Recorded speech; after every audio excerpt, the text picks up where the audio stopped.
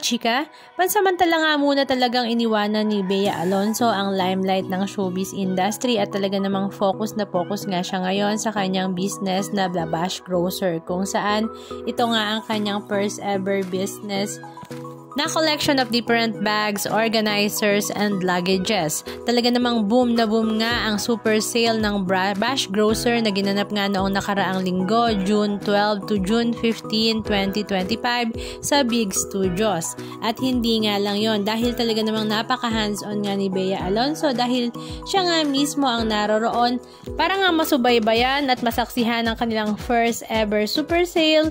At hindi nga naman siya nabigo dahil nga ang kanyang mga fans, lalong-lalo nga ang napakaraming mga netizens ang sumugod nga sa warehouse ng Big Studios para nga mamili at mag-grocery ng kanilang mga Bash Grocer items.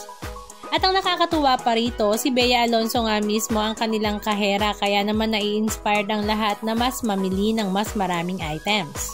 Habang nag-grocery nga ang mga netizens ay may dagdag pang ang chika bonus dahil nga ang kanyang rumored boyfriend na si Vincent Ko ay lagi ngang dumaraan sa warehouse sale kung saan naroroon din si Bea Alonzo. Kaya naman sabi nga ng mga netizens ay talaga namang sincere nga ang pagmamahal ni Vincent Ko at very supportive nga siya sa kanyang girlfriend na si Bea Alonzo. Samantala si Senator Bongo naman ay hindi nga nagpahuli sa trend dahil nga siya mismo sa kanyang page ay nagpost din ng picture ni Bea Alonzo at Vincent Ko na magkasama na binabati nga siya ng happy birthday. Kaya naman ang mga netizens ay talaga namang na-confirm nga ang relasyon ng dalawa.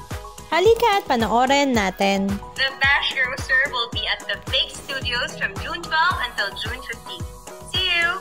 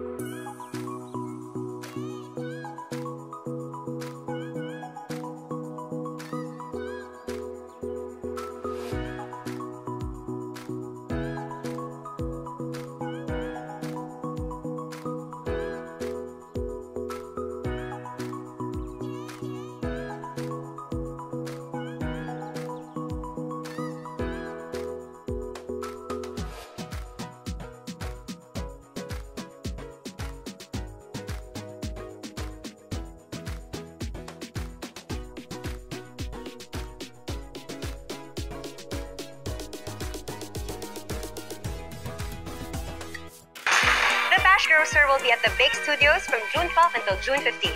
Happy shopping!